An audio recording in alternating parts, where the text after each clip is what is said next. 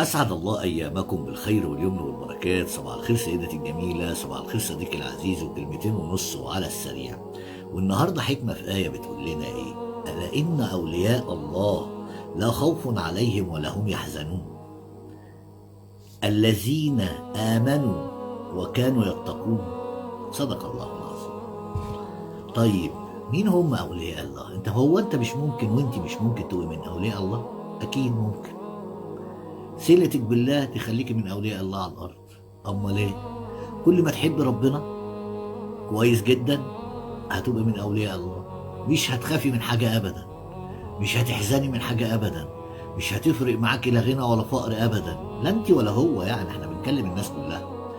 بالتالي من تمسك بسفينة